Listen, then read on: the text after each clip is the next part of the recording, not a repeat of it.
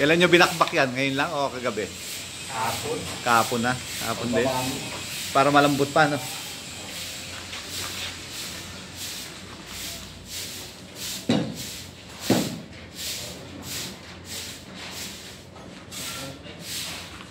Ano nga ba yung taas ng ano nito? Ano, Edwin? Yung taas nung pasimano nitong bintana? 90 ba yan? 90 o 1? 60 lang po daw. Yung finish.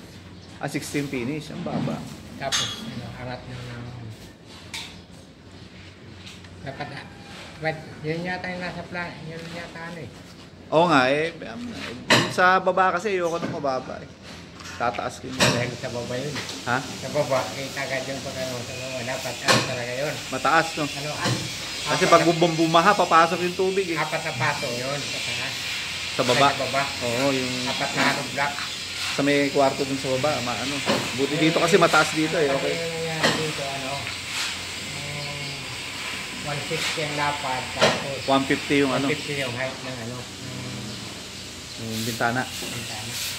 Yung nga sa baba, gusto ko gawin ng ano lang yun. 120 by 150. Oo, yun nga sasabihin ko kay engineer eh. Ganun lang yun. Masyadong malaki. 120.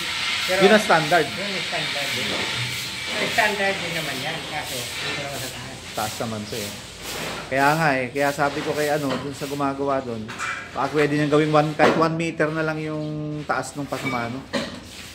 Then, nangyari dyan, 4 na patong.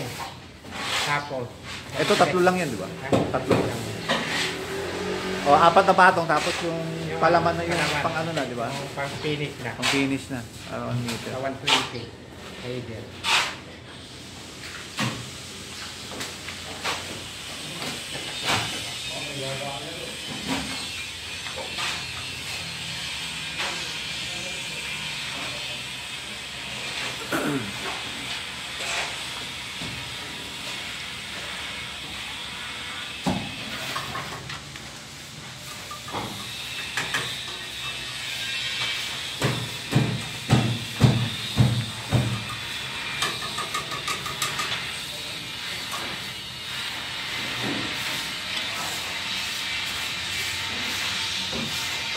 Ano nun?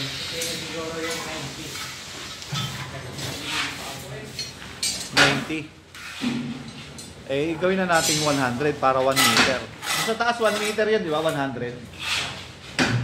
Yung pinaka-wall dun sa taas. Oo. 110. Okay lang yun.